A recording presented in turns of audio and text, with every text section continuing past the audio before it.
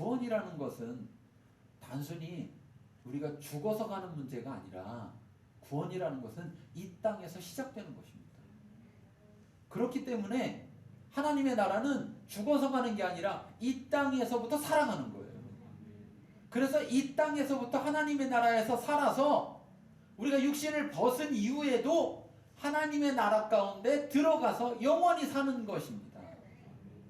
그런데 이 땅 가운데서는 이 세상 가운데 살려고 하고 죽은 다음에만 하나님 나라에 들어가려고 하는 생각은 잘못된 생각이에요. 잘못된 생각. 이 땅 가운데서 구원 가운데 있지 아니하면서 나중에 구원을 이룬다? 이건 잘못된 생각입니다.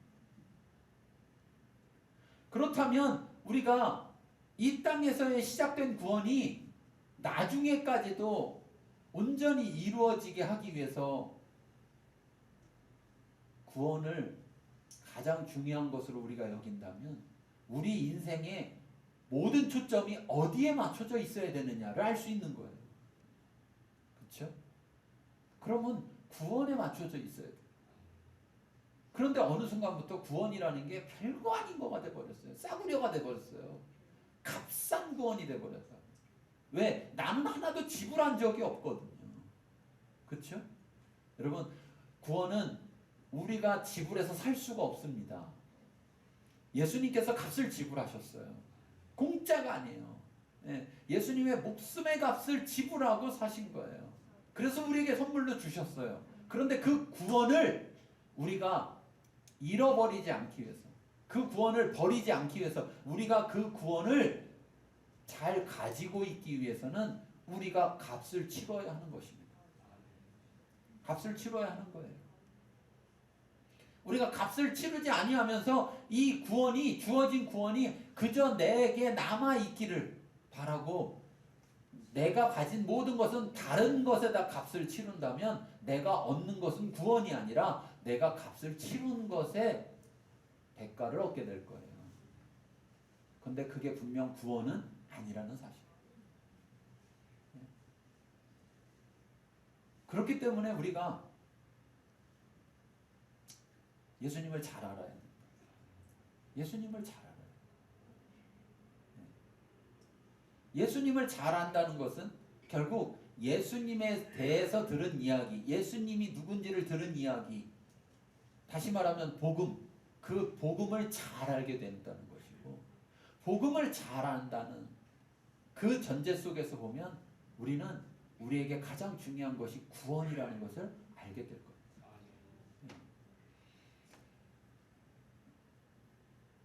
예수님이 누군지를 우리에게 이야기해 주면서 이 히브리서에서 특별히요, 예수라는 이름이 나타나기 시작을 하는데, 예수라는 이름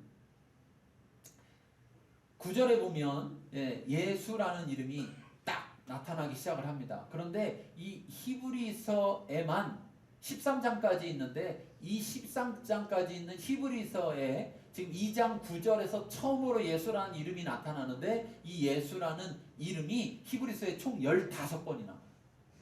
굉장히 많이 나와요. 그 말은 무슨 얘기냐면, 이 책은 누구에 대해서 말하는 책이냐? 예수에 대해서 말하는 책이에요. 예수님이 누군지에 대해서 우리에게 말해주는 책이에요. 여러분, 이 책이 이렇게 쓰여졌다는 건 다시 말하면 무슨 말이겠습니까? 예수님을 아는 것이 그만큼 중요하다라는 거예요.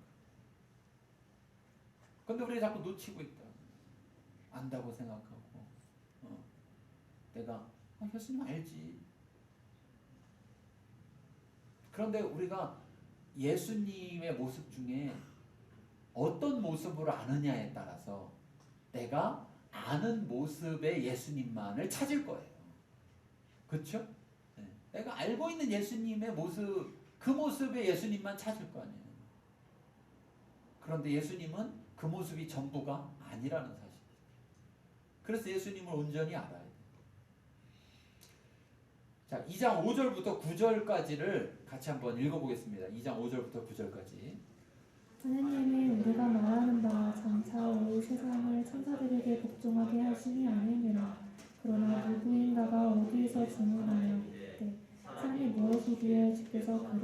생각하시며 인자가 무엇이기에 주께서 그를 돌보시나이까. 그를 잠시 동안 천사보다 못하게 하시며 영광과 존귀로 밤에 씌우시며 만물을 그 발 아래 복종하게 하셨느니라. 같으니 만물을 그에게 복종하게 하셨은즉 복종하지 않은 것이 하나도 없어야 하겠으나 지금 우리가 만물이 아직 그에게 복종하고 있는 것을 보지 못하고 오직 우리가 천사들보다 잠시 동안 못하게 하시는 이분 자 곧 죽음의 고난을 받으심으로 말미암아 영광과 존귀로 밤에 쓰신 예수를 보니 이를 행하시는 하나님의 은혜로 말미암아 모든 사람을 위하여 죽음을 맛보게 하시니라. 아멘. 여러분,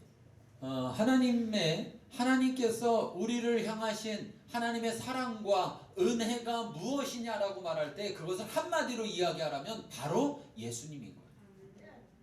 네. 그냥 말로가 아니라 증거로 나타나 있는 거예요. 예수님이라는 존재 자체가 이 땅에 인간의 예수로 이 땅에 왔다는 자체가 뭐냐? 바로 하나님이 우리를 사랑한다는 증거고 하나님이 우리에게 은혜를 베푸셨다라는, 우리에게 선물을 주셨다라는, 예. 우리에게 주신 선물의 가장 핵심이 건강도 아니고 돈도 아니고 세상에서의 성공도 아니고, 예. 우리에게 주신 가장 좋은 선물이 뭐냐? 그러면 그 아들 독생자 예수를 주신 거예요. 그 아들 독생자 예수를 우리에게 주신 거예요. 왜? 그 아들 예수 없이는 우리는 아무것도 얻을 수가 없는 거예요. 또는 무엇을 얻는다 하더라도 그것은 다 소용이 없는 거예요.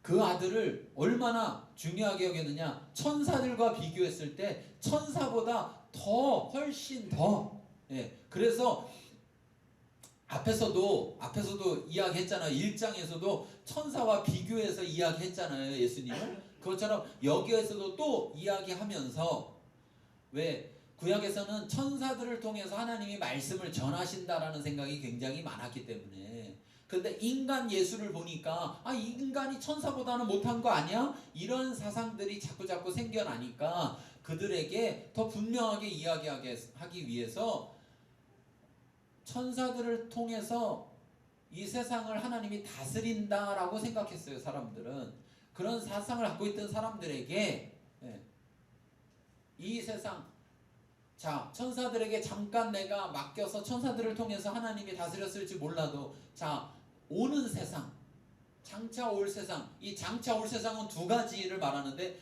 재림하시는 예수님이 올 세상을 말할 수도 있는 것이고, 또 한 가지는 이 땅에 오신 순간부터, 예수님이 이 땅에 오신 순간부터 그 순간부터의 세상을 말하는데, 그때에 그 세상을 천사들에게 복종하게 하심이 아니라 누구에게 복종하게 하셨느냐? 예수님에게 복종하게 하셨다. 예수님에게.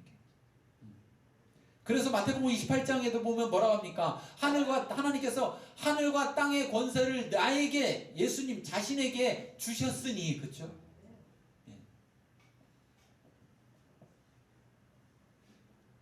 이 6절부터 나오는 이 말씀은 시편에 나오는 말씀이에요. 시편 8편 4절부터 6절까지 나오는 말씀부터 해서 쭉 구약에 있는 말씀들이 소개되고 있는데, 사실 이 구약에 소개되고 있는 이 말씀들은 원래는 구약에서 시편에서의 대상은 하나님이에요. 주를 가리킬 때 하나님을 가리켜요. 그런데 오늘 히브리서 속에서는 주를, 누구를 가리키느냐? 예수님을 가리키고 있어요.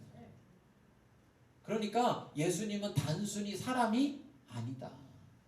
하나님의 아들이다. 하나님의 아들인데 그냥 예, 여러분 로마 신화나 뭐 그리스 신화 이런 데 보면 신이 있고 사람들이 있는데 신의 자식들이 있어요. 그렇죠? 뭐 사람과 사이에 태어난 신의 자식들, 그런 거 있잖아요. 그렇죠? 예, 헤라클레스 뭐 이런 존재들. 그런 것처럼. 그러다 보니까 자 보세요. 예수님은 누구에게 태어났어요? 사람에게 태어났죠. 동정녀 마리아. 사람에게 태어났잖아요. 그렇죠? 성령으로 잉태됐죠. 그럼 신하고 사람 사이에 태어났네요? 같이 동급으로 자꾸 보는, 동급으로. 사람들 생각 속에. 그런데 그게 아니라 그냥 단순히 하나님의 아들이 아니라 하나님이 그에게 모든 것을 맡겼을 뿐 아니라 그가 곧 하나님이시다라는 것을 이야기하는 거예요. 그래서 만물로 그에게 복종하게 하셨다. 그래서 비록 지금은 복종하지 않는 것들이 있다 할지라도 아직은 왜? 죄가 이 세상에 들어와서 죄가 권세를 가지고 있음으로 인하여서 아직은 복종하지 않는 것들이 있다 할지라도 결국은 만물이 모든 존재가 다 예수님에게 복종하게 될 것이다. 재림하시는 순간 그 순간 모든 것이 끝나는 거죠. 그럼 그 순간은 더 이상 예수님에게 대항할 수가 없는 것입니다. 그래서 9절에서 보면 그렇게 말하는 겁니다. 천사들보다 잠시 동안 못하게 하심을 입었다. 예수님이 육신을 입고 이 땅에 오셔서 또 죽어야 되는 그런 상황. 천사면 죽지 않았을 텐데 육신을 입었기 때문에 예수님이 십자가 달려 죽으시잖아요. 그러니까 그러한 상황들. 그렇지만 죽음의 고난을 받으신 것을 통해서 멸망하고 그것을 통해서 아무것도 아닌 존재가 된 것이 아니라 오히려 그 죽음의 고난을 통해서 예수님은 예수로서의 그 자리에 올라가게 되신 거예요. 왜? 예수님이 이 땅에 왜 오셨어요? 죽으러 오신 거예요. 죽으러 오신 거예요. 하나님이 이 땅에 왜 보냈어요? 죽으라고 보낸 거예요. 왜요? 아들이 잘못해서요? 아니요. 우리의 죄 때문에. 우리의 죄를 대신해서 야, 쟤네가 쟤네 힘으로 해결할 길이 없다. 저 죄에서 벗어날 수가 없다. 저 죄의 값을 치러야 할 텐데 아무도 치를 수가 없어. 나는 저들을 구원하길 원하고 나는 저들을 사랑하는데 저들을 구원하려면 값을 치러야 된다. 값을. 네가 가서 값을 좀 치러라.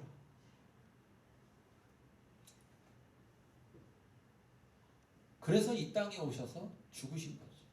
그 멸시와 천대를 받으면서도 하나님의 아들이면 십자가에서 내려와라 이렇게 말할 때에도 그러지 않으신 거예요.